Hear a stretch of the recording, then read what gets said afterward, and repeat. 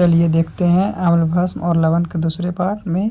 तो अम्ल के गुण के बारे में, तो अम्ल के जो गुण होते हैं निम्न गुण होते हैं।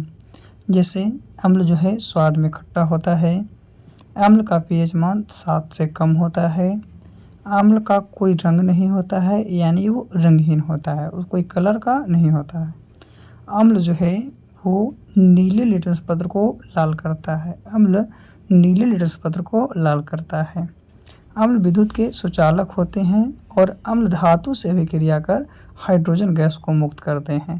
तो याद रखना है अम्ल के गुण के बारे में कि अम्ल जो है स्वाद में खट्टे होते हैं, अम्ल का पीएच मान 7 से कम होता है, अम्ल का कोई रंग नहीं होता है यानी रंगहीन होता है, और अम्ल नीले लिटमस पत्र को लाल करता है, तथा अम्ल जो हैं विद्युत के सुचालक होते हैं और अम्ल धातु से अभिक्रिया कर हाइड्रोजन गैस को मुक्त करते हैं। चलिए अम्ल के बाद हम लोग भस्म के गुण की बात करते हैं, उससे पहले अम्ल का उपयोग देख लेते हैं। तो अम्ल का उपयोग क्या है, कहाँ कहाँ अम्ल का यूज करते हैं। तो अम्ल का यूज हम लोग बर्तन की सफाई करने के लिए, जो चिकनाहट है उसको दूर करने के लिए, गहने की सफाई करने के लिए भी अम्ल का उपयोग किया जाता है, या हल्के धब्बे को छुड़ाने के लिए, हल्के दाग को छुड़ाने के लिए भी अम्ल का उपयोग किया जाता है। फिर है बाथरूम साफ करने के लिए भी अम्ल का प्रयोग किया जाता है। स्टोरेज बैटरी के निर्माण में भी अम्ल का उपयोग किया जाता है। अग्निशामक यंत्र में निर्माण में, पेट्रोलियम शुद्धिकरण में, रंग उद्योग में, विस्फोटक बनाने में, इस सभी में अम्ल का उपयोग करते हैं। तो बर्तन की सफाई करने में, गहने को साफ करने में, हल्के धब्बे को छुड़ाने में, बाथरूम साफ करने में, स्टोरेज बैटरी बनाने में, अग्निशामक यंत्र में, पेट्रोलियम शुद्धिकरण में, रंग उद्योग में एवं विस्फोटक बनाने में। तो अम्ल के गुण एवं उपयोग जान चुके हैं। तो भस्म की बात करते हैं। तो भस्म के भी निम्न गुण होते हैं। पहला, भस्म जो है स्वाद में तीखा अर्थात कड़वा होता है, कड़वा या अड़ा हुआ वहाँ पे विषय। फिर है भस्म का जो पीएच मान है वो 7 से अधिक होता है, भस्म का पीएच मान 7 से अधिक होता है। भस्म क्या करता है कि ये लाल लिटमस पत्र को नीला करता है, नीले को लाल करता है तो ये लाल को नीला करता है। भस्म जो है जल में विलेय होता है, लेकिन कुछ जो हैं अविलेय भी होते हैं, कुछ नहीं घुलते हैं। जो भस्म है वो छूने में साबुन जैसा चिकना होता है, भस्म छूने में साबुन जैसा चिकना होता है, और भस्म धातु से भी क्रिया करके हाइड्रोजन गैस प्रदान करता है। तो याद रखना है कि भस्म स्वाद में तीखा अथवा कड़वा होता है, भस्म का पीएच मान 7 से अधिक होता है, भस्म लाल लिटमस पत्र को नीला करता है, भस्म जो है जल में विलेय होते हैं और कुछ अविलेय, भस्म छूने में साबुन जैसा चिकना और धातु से विक्रिया कर हाइड्रोजन गैस। बात करते हैं भस्म का उपयोग को। तो भस्म के भी निम्न उपयोग हैं। इसमें पहला है साबुन बनाने में भस्म का उपयोग, दवा निर्माण में भी भस्म का उपयोग, सीमेंट उद्योग में भी भस्म का उपयोग, जल के शुद्धिकरण में भी भस्म का उपयोग, उजला पेंट बनाने में भी भस्म का उपयोग, मकान की खुदाई करने के लिए भी, ब्लीचिंग पाउडर बनाने में भी, जल में उपस्थित कीटाणुओं को मारने में भी, या जल की कठोरता को दूर करने में भी भस्म का उपयोग होता है। और भी उपयोग है तो याद रखना है, साबुन बनाने में, दवा निर्माण में, सीमेंट उद्योग में, जल के शुद्धिकरण में, उजला पेंट बनाने में, मकान की पुताई करने में, ब्लीचिंग पाउडर बनाने में, जल में उपस्थित कीटाणुओं को मारने में, जल की कठोरता को दूर करने में इत्यादि। तो अभी हम लोग अम्ल के गुण, अम्ल का उपयोग, भस्म का गुण, भस्म के उपयोग को जान चुके हैं। चलिए थोड़ी सी हम लोग बात करते हैं लवण के उपयोग के बारे में कि लवण का क्या उपयोग है। तो लवण का उपयोग निम्न है, यानी खाना बनाने के लिए भी नमक, लवण कहने का मतलब नमक, तो खाना बनाने में भी लवण का उपयोग, पेपर उद्योग में भी, दवाई उद्योग में भी, हीम के मिश्रण तैयार करने में भी, अचारों का परिक्षरण एवं मांस तथा मछली के संचरण में भी लवण का इस्तेमाल, टूथपेस्ट, प्लास्टिक, ब्लीच वगैरह बनाने में किया जाता है। तो याद रखना है कि लवण का उपयोग खाना बनाने में, पेपर उद्योग में, दवाई उद्योग में, हीम के मिश्रण तैयार करने में, अचारों के परिक्षरण एवं मांस तथा मछली के संचरण में, किसमें, अचारों के परिक्षरण एवं मांस तथा मछली के संचरण में। और लवण का उपयोग जो है आपका इस्तेमाल टूथपेस्ट, प्लास्टिक, ब्लीच वगैरह बनाने में किया जाता है। तो याद रखना है इन लवण का उपयोग था। तो अम्ल का उपयोग भी सीख चुके हैं, भस्म का उपयोग भी सीख चुके हैं, लवण का उपयोग भी सीख चुके हैं। अम्ल का गुण भी देख चुके हैं, भस्म का गुण भी देख चुके हैं। अब हम लोग बात करते हैं पीएच स्केल। पीएच स्केल कहने का मतलब है potential of hydrogen of power, यानी पोटेज ऑफ हाइड्रोजन। तो पीएच पैमाना वर्ष 1909 ईस्वी में डेनमार्क के वैज्ञानिक एपीएल सोरेंस द्वारा, किसके द्वारा, सोरेंस के द्वारा विकसित किया गया था।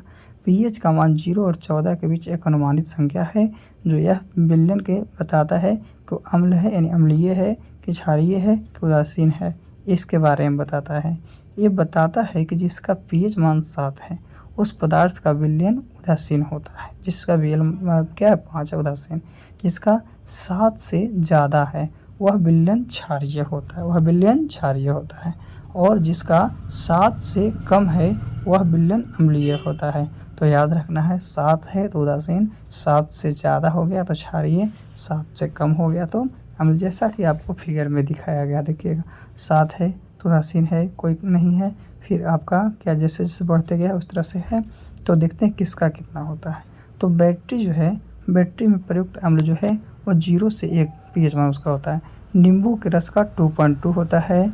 सिरका जो है, सिरका का 2.4 से 2.5 होता है। दूध का 6.4 से 6.7 होता है। शुद्ध जल जो है, शुद्ध जल का 7 होता है और नमक का भी 7 होता है। फिर है मानव मूत्र जो है उसका एवरेज 6 होता है और मानव रक्त का 7.4 होता है। वही एक हाइड्रोक्लोरिक अम्ल होती है, तो हाइड्रोक्लोरिक अम्ल की जो होती है आपको 1 के आसपास होता है। हाइड्रोक्लोरिक अम्ल जो भोजन को पचाने में सहायक होता है। तो याद रखना है कि बैटरी में प्रयुक्त अम्ल है जिसमें 0 से 1, नींबू के रस में 2.2, सिरका में 2.4 से 2.5, दूध में 6.4 से 6.7, शुद्ध जल का पीएच मान 7 है, नमक का 7 है, मानव मूत्र जो है उसका औसतन 6 है और मानव रक्त का 7.4 है। चलिए आगे हम लोग जानते हैं थोड़ी सी आगे सोडियम बाइकार्बोनेट। तो सोडियम बाइकार्बोनेट क्या है, तो बेकिंग सोडा का रासायनिक नाम है सोडियम बाइकार्बोनेट। सोडियम बाइकार्बोनेट जो है बेकिंग सोडा का रासायनिक नाम है, जिसका सूत्र जो होता है, रासायनिक सूत्र NaHCO3 होता है। क्या होता है, NaHCO3। और इसे हम लोग खाने का सोडा भी कहते हैं। इसको क्या कहते हैं, खाने का सोडा भी कहते हैं। तो बेकिंग सोडा का उपयोग जो है खाना यानी व्यंजक बनाने में किया जाता है। खाना में भी इसका उपयोग करते हैं, दवा के रूप में भी इसका उपयोग करते हैं, अपच को दूर करने के लिए, पचाने के लिए करते हैं। फिर बेकिंग पाउडर में क्या, बेकिंग पाउडर बनाने में।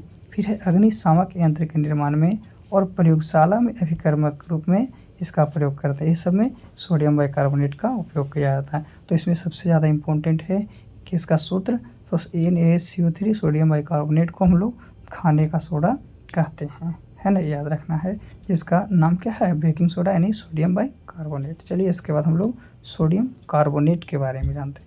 सोडियम कार्बोनेट क्या होता है, तो सोडियम कार्बोनेट का जो है आपका धोने वाले सोडा को कहा जाता है, धोबन सोडा को, जिसका रासायनिक सूत्र Na2CO3 × 10H2O होता है। तो कहीं कहीं पे Na2CO3 दिखाएगा, तो कहीं कहीं पे Na2CO3 × 10H2O दिखाएगा। तो जहाँ पे 10H2O रहेगा वहाँ पे 10H2O मारना है।